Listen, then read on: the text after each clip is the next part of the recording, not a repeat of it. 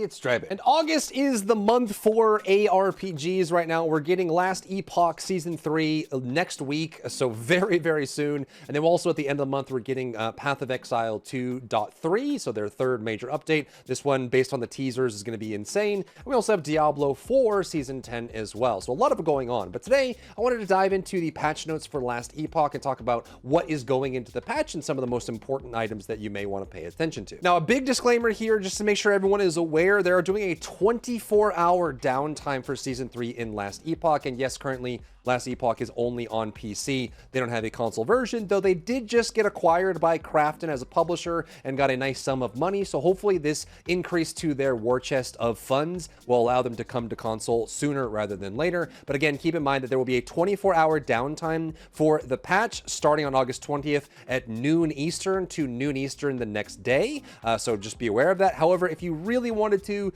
Last Epoch is kind enough to provide a offline mode, so there's two different versions of the offline mode for Last Epoch. You can go on, you can launch the game normally and then go into offline mode, which means there's no other players. But there's also a true offline, which you can do through Steam launch settings, which means you just launch the game in pure offline. Even though they're patching, you can still play on the current Season 2 setup through true offline if that's what you want to do. Now, what's the overview for the patch? They're adding 2 new chapters to the game, so Chapter 9 and Chapter 10. We're also going to be going back to the ancient era for this as well, which will just kind of give us a new vibe and direction.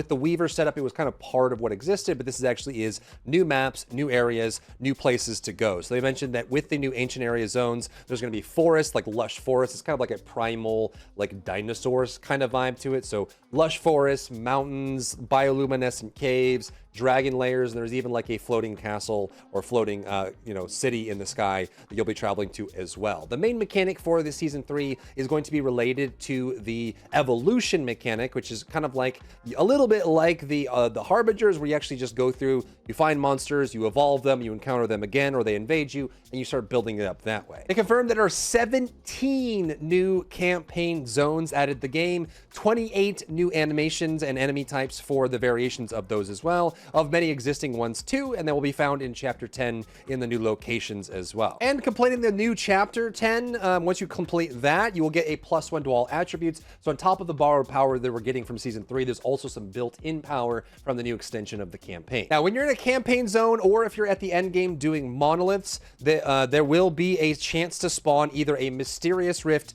or a torn rift, which you can then enter to fight dangerous rift beasts. And this is where this evolution mechanic spawns in and is part of the Season 3. We'll get a little more into depth of that evolution mechanic in just a second. And you'll continue with the Primal Hunt to eventually earn Primordial Uniques and Primordial Exalted Items. There are 30 new uniques in the game, including Primordial Uniques. There's some cool ones like being able to spawn a T-Rex minion from an item, not from a skill, which is pretty neat. And when you encounter these rifts, they'll spawn randomly. You'll be able to enter them. It'll take you back to the ancient area where the dinosaurs are, and just outside the entrance of a new cave side zone as part of that experience. Now, these new caves will have new monsters. There's a vendor right outside, which will help you with some of the new Season 3 specific items that you're going to be buying and selling from that vendor. But at the very end of the rift that you get to, you will find a rift beast, which is guarding their nest. When you fight the rift beast, there's several different kinds of them. They have different abilities and functionalities, but when you fight them and defeat them,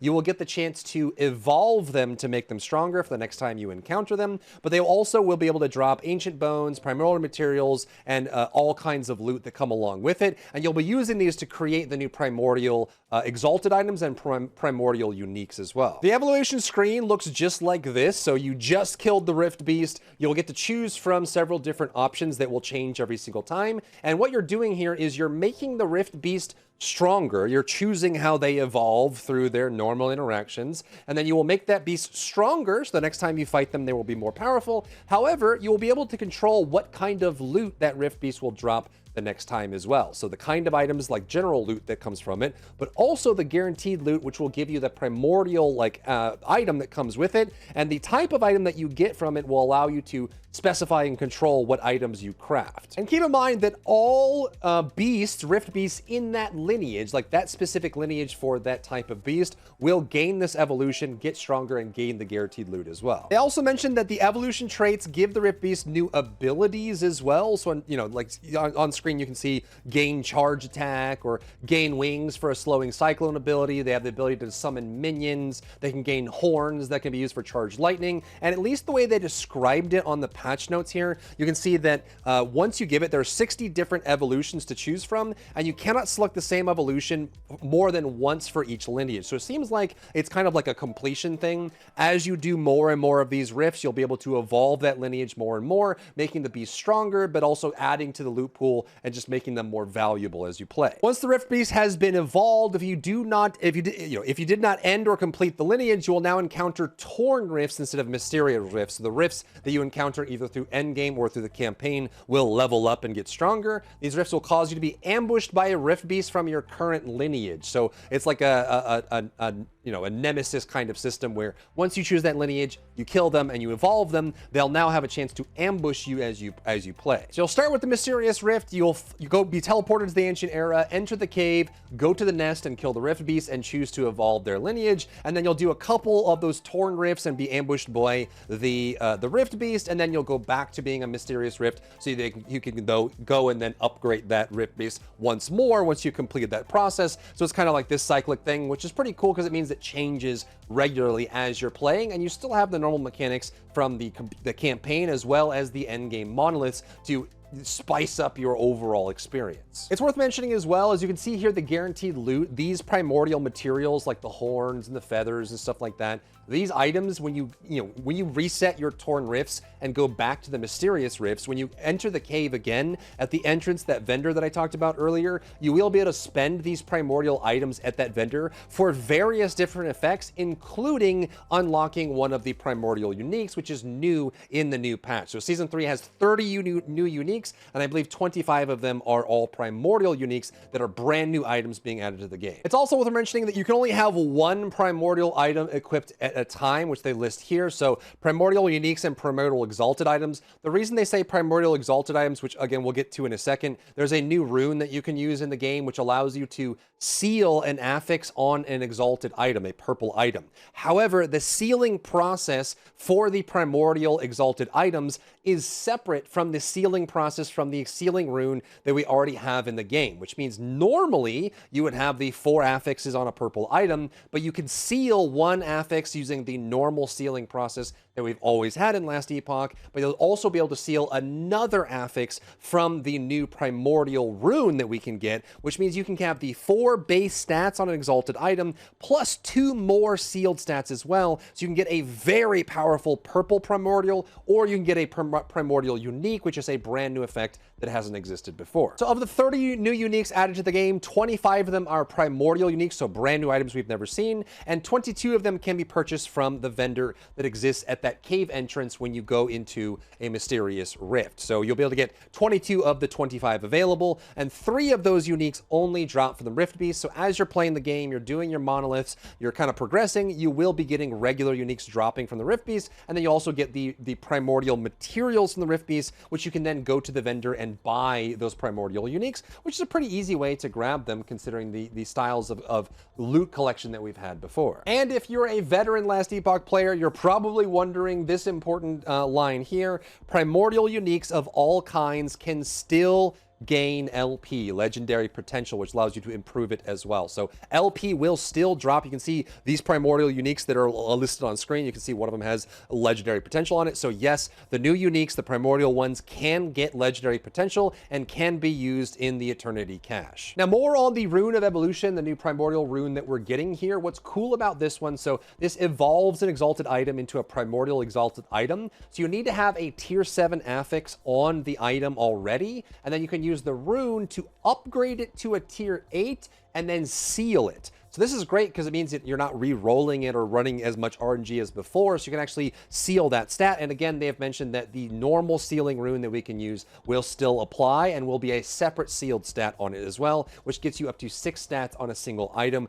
which is actually busted. So it upgrades a tier 7 affix to a tier 8 and seals it as well. Now, there's also a ton of other changes in the patch that isn't just like the new content. They looked a lot about the minions. They looked at Lich and Necromancer and Beastmaster specifically, and some major Acolyte changes. You know, like last time we got a lot of Sentinel changes for Season 2, we're getting a bunch of Acolyte changes and Minion changes for Season 3. So let's walk through some of the gameplay changes, some things that are worth highlighting. The first one here is a big one from the community that people have been asking for, is they updated the Monolith quest progression to be shared between party members. So if you don't play solo, you like playing in the group in last Epoch, if you do your Monolith endgame progression, it will now be shared across party members. So anyone in the party will have their quest echoes completed as long as they have enough stability in that Monolith timeline to start that quest echo. Upon completion of the final quest echo, all eligible players will have completed the timeline and also be given a chance to select a blessing all at once. Another cool change is they're adding a new item called the Temporal Keystone, which you can farm and collect.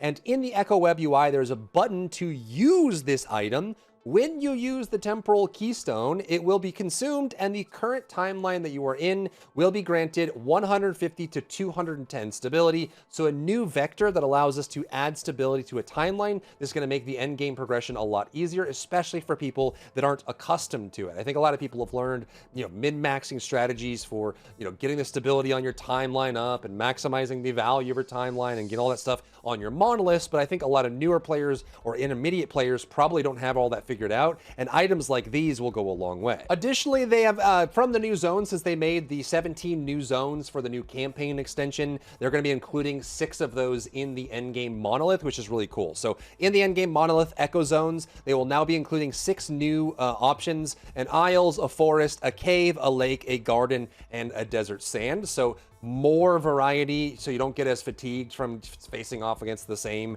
enemies in similar layouts and stuff like that. So having new zones in the mix for rotation for endgame monoliths will just make it easier to play it longer, because you're seeing different visuals and it's seeing fresh every single time. Now, they are also keeping the Season 2 mechanic with the tombs and the weavers and that faction and everything as well. However, because the new season is focused a lot more on the primordial aspect, they reduce the spawn rate of the regular tombs, but they keep the spawn rate of the cemeteries. And I think it's just because now that the Weaver faction and the Season 2 mechanic is not the main focus, they want to make sure that you're getting the most value by getting more cemeteries than regular tombs as you're doing the Weaver faction. Now let's dive into the minion changes, and we'll follow that up by going into all the minion classes, like specifically Necromancer and Beastmaster, but a little bit of the Lich as well. But this is kind of like a big overhaul for the minion system. And this is something that I think a lot of games could do better with, especially games like this where you have entire builds focused specifically on managing minions. A lot of these changes are very in-depth. We're not going to go through every single line item, but let's hit the big ticket items so we understand what's being changed about minions and why they're going to be better than they were before. First off, one of the biggest mistakes that people make, the developers make when they're making minion builds or totem builds or deployable builds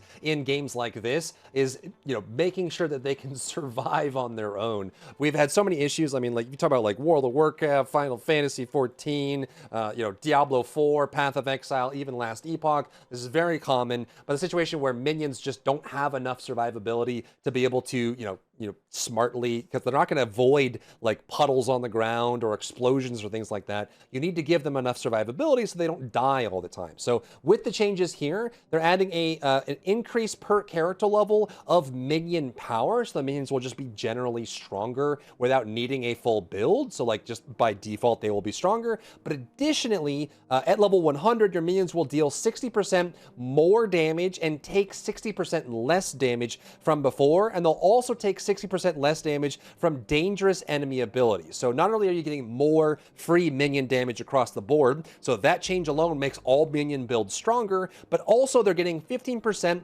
more damage reduction on all damage and 10% more damage reduction on dangerous enemy abilities like bosses and things like that. So they're tankier and they deal more damage globally, without even adding items or adding builds or skills. The minions are just stronger and tankier. Next is a crucial aspect to minion builds in all games, and last Epoch is no exception: the ability to control what your minions do. Oftentimes, one of the biggest pitfalls for minion builds is just minions being too dumb. Like, they won't attack what you wanted them to attack. They don't attack fast enough, Like, one of the things we always did in like Diablo 2 is we would use the Enigma chess piece where we could teleport on top of an enemy. All your minions would teleport on top top of you when you did, so you can kind of forcibly make them attack. And so in this case, they have added a new stance option for the minions in Last Epoch. You can choose between the protect stance and the assassinate stance, and this is separate from some of the AI changes they've made. So you have the choice between the two. The former, which is protect stance, is similar to the current behavior and is on by default. So they generally will just try to protect you, stick near you, that sort of thing. However, if you're playing an aggressive minion build and you want to do damage, you now have the option to run the assassinate stance, which will allow you to make the minions stray further from you. So focus less on defense and focus more on killing enemies. So they will stray further from you, and they will stick to higher priority targets like elites or bosses or harbingers or whatever you want to do, more distant targets in that case as well. They also talked a lot about how they increased the leash range, so if you're moving with them, they'll walk in front of you and attack enemies before you get to that enemy in the assassinate stance. So they kind of become this walking wave of death that like attack enemies in front of you without trailing behind you and waiting for you to run your forehead into the dangerous enemy. There's some other AI changes here as well. So big things about minions having to like pace back and forth and getting stuck. They've done a lot more improvements on the AI as well. So all minions are now more responsive at high movement speeds. So when you're teleporting and zooming around, they should like pace nervously less and focus more on attacking, which means that they'll have more uptime and throughput on damage, which is also kind of enhanced by the fact that they're stronger by default now. They will no longer sometimes run back and forth between a potential target and the summoner, so not doing that back and forth nonsense over and over.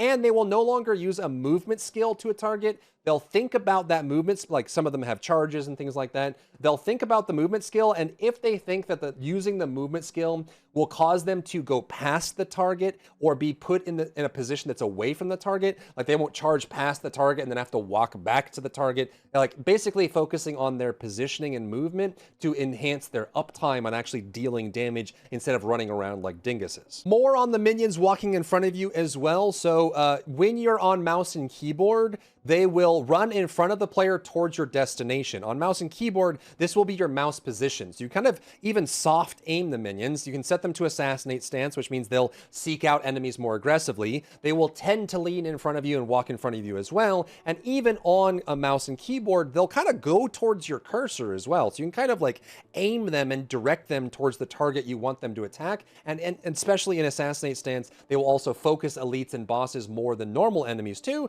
which gives you more, killing off the priority targets. When you're on gamepad and on the worsted mode, it will pick it picks a position up to 5 meters in front of you along unobstructed walkable area. So it does its best to predict where you're heading and try to send the minions in front of you to where you're going. And it means when using the gamepad or WASD, this is only consistent on unobstructed terrain. So they may get stuck, or they may, they're admitting it's not perfect, but it should be improved overall, especially on mouse and keyboard. They also did a small buff to dual wielding in general, and there should be a new dual wielding option for Lich as well with the new tree. As you can see, last season I played a lot of Spellblade, so this pertains to me directly, and maybe for you as well if you play dual wield. But they're making it so that you take a little less damage from dual wield, and you have increased attack and cast speed while dual wielding, which didn't exist before, so dual wielding across the board is getting better. Now, it's worth mentioning that the other classes besides the two Primalist and Acolyte that got the most changes, there are some balance changes. And to be honest, it's probably necessary considering that, 2 of the top 3 builds last season were Sentinel builds, specifically Void Knight in general.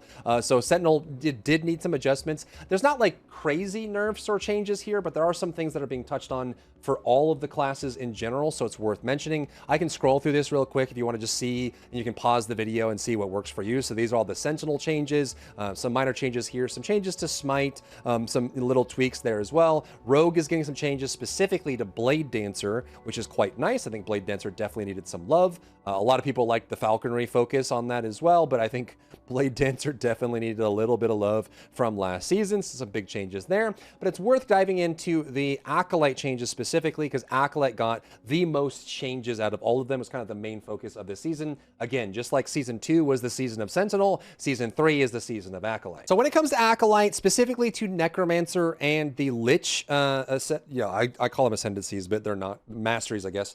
So you have those set up there. There's going to be some big changes to like Revenants. There's a lot of changes to Beastmaster minions as well. And there's also just some reworks to some of the minions and Acolyte passives that you can get. The big one is, some of these big ones here. We're not going to go through every single one. Otherwise, the video would be hours long. But Crimson Gluttony has been reworked. It now grants 1% missing health gained as word per point. So some of the early like talent tree stats for Acolyte have been reworked if they just weren't used or weren't good enough. Crimson Gluttony being one of them. Veins of Power grants an increased bleed duration for you and your minions. It's up from 6% to 8%. The Ethereal Revenant now has a threshold bonus at 4 points, which grants the Revenant 1% more damage per combined minion skill levels. The Revenant getting a little stronger. And surprisingly, Lich is actually one of my favorite masteries in the entire game. I just love the momentum. I've always loved like the transformation ones where you keep up momentum and trying to maintain it, like the wizard transformations in Diablo 3, for example.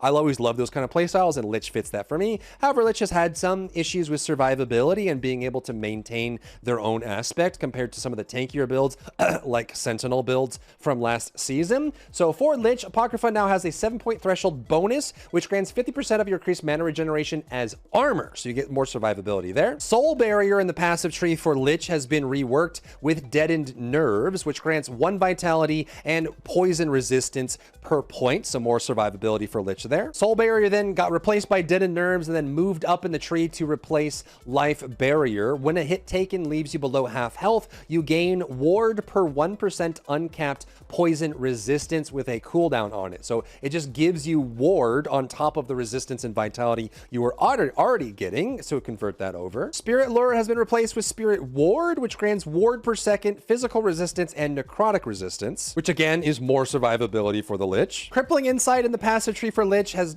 now been reworked to no longer reduce your HP regen, but instead reduces your elemental resistance, which I think is a little bit easier to balance in your overall build, getting the resistances from other things. And they added a new passive talent tree for Lich. You can now dual wield by equipping an axe or dagger in your offhand, and while dual wielding, you have 20% increased attack and cast speed, but take 8% increased damage. This is the change they made globally to dual wielding that we just mentioned. They also added a new node in the Lich passive tree, Corrupted Form, which grants more health and max health gained as endurance threshold, as well as it prevents you from having current health or ward above 50% of your max health. So you take a hit on maximum survivability, but you get a bunch of survivability because of it, on top of the other survivability changes to the passive tree that we've already talked about. Contagion in the passive tree for Lich has been reworked to Spectral Wounds, which grants hit damage taken from bosses and rares dealt over time. So now, not only do you have all these other survivability aspects, but now you can stagger damage on the Lich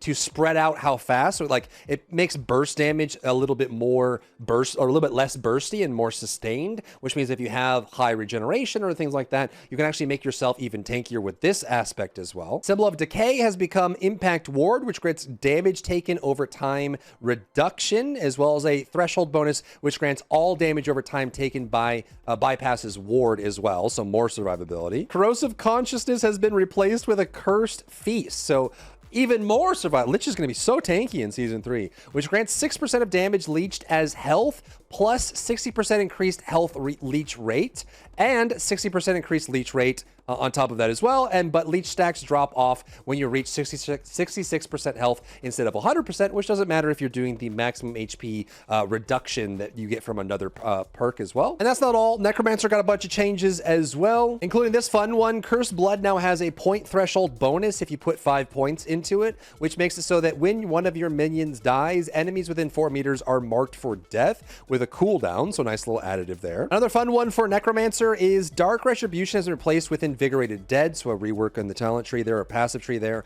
It grants minion melee physical damage and increased minion movement speed. So think about all those changes we talked about AI, your minions leading in front of you, being able to set to assassinate stance, so they focus more on enemies. Now with this as well, you can increase their movement speed with a new passive in the Necromancer passive tree, which is cool. And it has a point threshold, which gives your minions 100% of their added melee physical damage as added throwing physical damage as well. They added a new Necromancer passive talent that allows you to get 1% damage leech for your minions as health, health and increased minion health as well, which means they get higher HP and they get Leech on top of everything, on top of the damage reduction they're getting globally. Effigies on the talent tree or on the passive tree. I know words are you get the idea. Effigies have been reworked. It now grants 2% of damage taken redirected to your lowest health minion per point. Now, this can be quite useful, especially using abominations or you're trying to get your minions to die to apply the mark for death effect. But now you can send your damage taken directly to your minions, which increases your survivability specifically.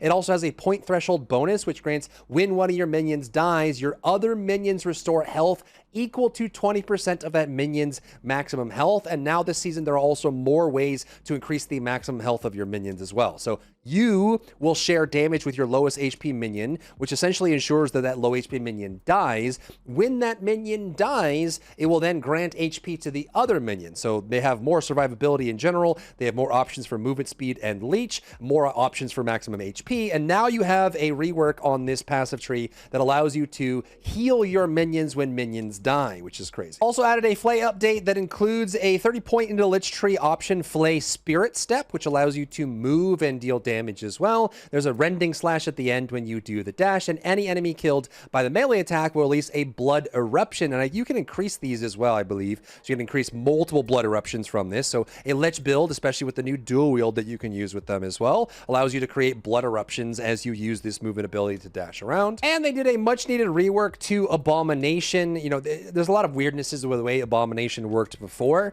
but they have reworked that base functionality. So now you can channel to absorb minions in a moderate area when you're using Assemble Abomination. When you release it, it will summon a single hulking abomination created out of those minions, and they won't decay like they used to. They will do 5% more damage per minion absorbed, up to 20. Once created, the abomination will devour any minions of the same type that were absorbed. So when you spawn the abomination, you can choose to absorb minions, and then it will continually absorb those same minions, maintaining its own form automatically on its own. And when it reabsorbs, it will get an increase of max HP as well. Minions from the same scale are considered the same type of minion. So for example, Skeletal Warriors and Skeletal Archers are the same type because they come from the same skill. But with this new functionality, it will allow you to choose which minions you will exclude from your army by targeting them with the Abomination skill, using them to instead power up your Abomination, and then it will continually do that over and over to heal itself and also just kind of use those as a source of power for itself. And additionally, the last line is very important here,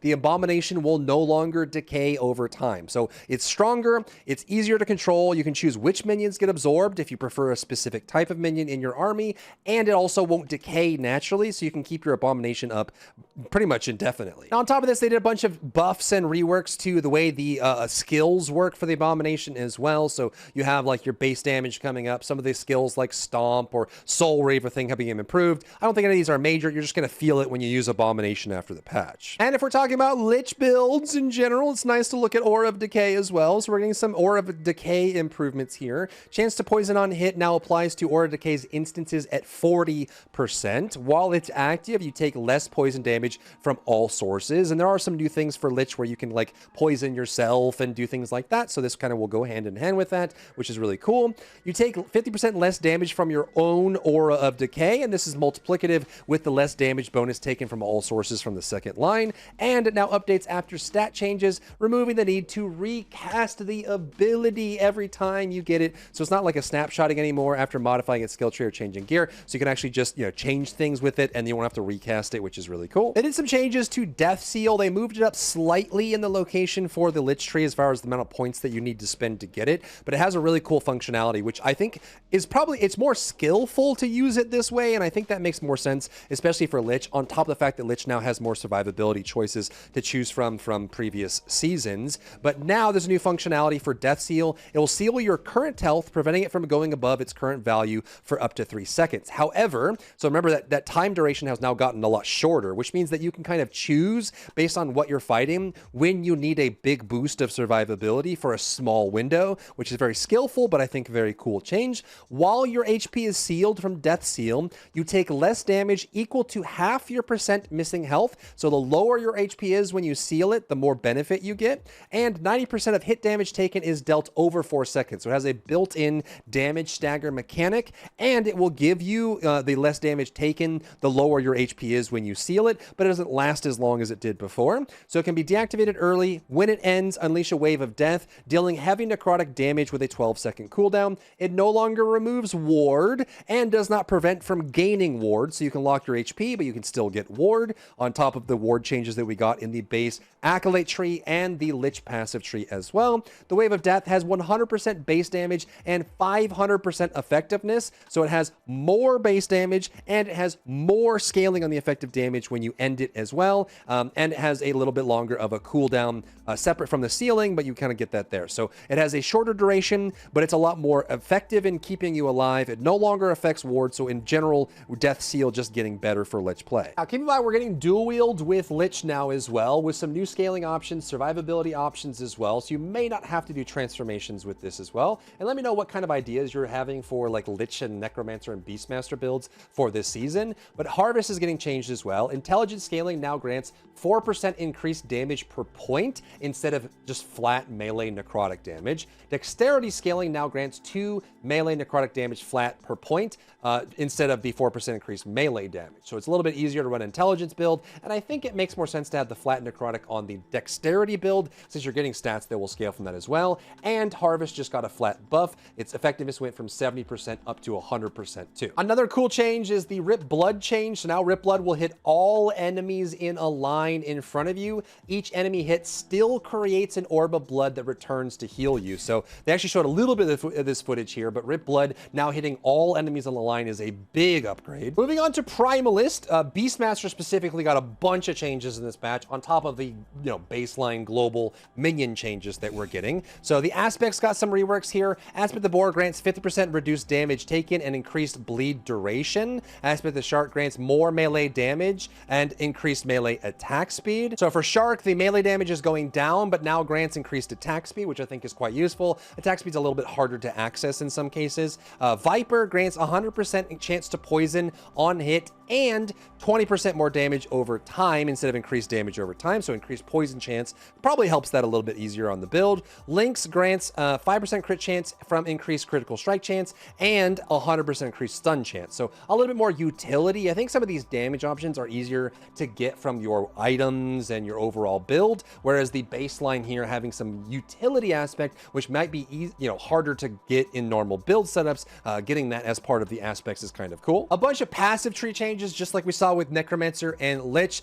Savagery grants minion damage per point from increased melee minion damage, so just global minion damage instead of specifically melee as well. Some more bleed chance and physical penetration for Tusk Warrior. This change I love a lot. For the Chase, it now has a new threshold bonus, which after being revived, your minions cannot be damaged for 4 seconds. So some revival damage immunity to make sure they get back on the field, especially if they die in a puddle or some deployable on the ground, or they get hit by some boss effect, they don't like respawn and then instantly die again from the ground effect, which is good. Deep Wounds has been replaced with a new passive tree node called Predator. It gives +1 dexterity per point, increased movement speed per point, which is quite nice, and it has a 5-point threshold bonus that you and your minions will get crit strike multiplier per 2 points of your dexterity. So a way for you to make yourself stronger, and for Beastmaster specifically, you get the option to do some crit multiplier on yourself as well. Hunter of the Deep gets weathered elements as a replacement for that node. It gives you companion damage per point plus shared elemental resistance per point as well. And for the 3-point threshold, your companions gain spell damage per 3 points of your strength. A nice quality of life node here. They added a new node called natural bonds, old position, embodiment. So 10% increased aspect duration per point plus health per point as well. I think having aspect duration as part of this is actually quite nice. It gives you a little bit more breathing room. And if you put 3 points into it, it makes it so that whenever you would gain Shark or Boar, your minions gain it as well. They added a bonus threshold of 4 points to Serrated Claws to make it so that the aspect of the Lynx now also gains 3% of crit crit damage leached as health, so a little bit of survivability there. Now, I think it's kind of been widely regarded, and maybe you don't believe this, but in my opinion, I think the Beastmaster minions have always been kind of lackluster in general. Their efficacy, how they work together. There have been some pretty good Beastmaster builds, but I think in general, like, a lot of the minions needed a lot of love going into season 3, and they actually got it. So there is a large list of changes for most of the Beastmaster minions. And again, this is separate from the passive tree changes that will affect them and the global minion changes that will affect them. So I'm just going to kind of scroll through this. You can pause and read. I'm not going to go through every single one because there's a boatload of them. Just note that almost all of the Beastmaster minions are getting stronger or improved in this. So I think this is kind of like the season of minions in general. So Necromancer builds, Lich builds, whether the minion or not, or Beastmaster builds have all gotten a lot better. So Summon Bear gets a bunch of really cool things, increasing the ability to heal itself. It can grant nearby minions damage reduction, which is really huge as well. There's a new node that allows your Bear's Roar to grant damage taken redirected to your highest health minion, which I think actually should also apply to the Bear as well in this case. Thorn Bear got a bunch of reworks with new nodes as well related to basic attacks, Thorn Bursts, extra damage, bleed chance, yada yada. In a shocking turn of events, they added a new node for the Bear. Your Bear can now cast Earthquake because reasons. Your Bear can also cast Thorn Eruption, and then you can do some improvements as well for like the cast for the abilities that your Bear is gaining. Then for Summon Raptor, got a bunch of HP and damage as well on top of the minion changes. You know, I know I've been saying that a lot, but it's important to kind of keep track of all of that in general. And there are some nerfs here to Raptor, just a little bit, like maybe a moderate amount of nerfs to Raptor, but it does open up other opportunities to maybe spend less points in Raptor if you wanted to, or spend those points elsewhere if you wanted to as well. Some new nodes being added in, cooldown changes, critical strike changes, more HP or damage reduction changes, all of these coming into Raptor. And I'm telling you, it's a long list. Like, this is all for just Summon Raptor. Screech now has a lower cooldown, now also hits enemies dealing base physical damage, increased effectiveness, all yada yada. For Sabretooth, it has kind of a similar treatment as the Raptor as well. Dexterity scaling from before, as well as HP and increased damage. The basic attack now has a base damage and effectiveness as well, which is reduced from what it was before. So this is lower, but it also gains dexterity scaling plus health and increased damage. So, like, they gained the scaling when you put points into it, but they took away a little bit of the base just to balance that out, and increased the attack speed. So more damage, more attack speed, but some of the things that had damage before had to get brought down just to keep it in line. Some replacements for Pounce, giving your attacks a chance to trigger upheaval as well. So what I like about this is not only are they giving more improvement to the AI for the Beastmaster minions, they're giving them more survivability as well, but they're also kind of giving unique abilities, triggers, spells, and casts for them as well, which I think gives each of the minions a little bit more than just, I'm a minion that jumps on targets and attacks them. They'll now have abilities that they can use. So like Upheaval for Sabretooth, Earthquake for Bear, stuff like that. And you should actually not only create a more interesting build for Beastmaster, but also allows you to create their own kind of like identity as well. So when you actually have a full minion Beastmaster build for Primalist, I'm sure it's going to feel and look a lot cooler when it's in full swing as well. Some changes to flurry swipes as well, to use flurry swipes on top of that. Some improvements to survivability, some more melee damage from what it was before. So like Sabermaw getting more melee damage on top of it. More attack speed, more movement speed, and you can put points into it as well. More cold damage on Frostfang. And also get increased duration on your Sabretooths on top of that as well. Converting bleed chance from all sources to frostbite chance if you wanted to do more of the Frostfang build for Sabretooth. Another long list of changes for the Scorpion, now getting dexterity scaling just like the Sabretooth as well. You get increased size per point. They did show some footage of the Scorpion looking real big compared to where it was before. Higher poison chance than it was before from Venomous Maw. Maternal Instincts now summons baby scorpions twice as often as it did before. Chromatic Carapace granting additional elemental resistance from what it was before. A new node added to the Scorpion tree. Your Scorpion's tail strikes cause a large charge avalanche boulder to fall on the target.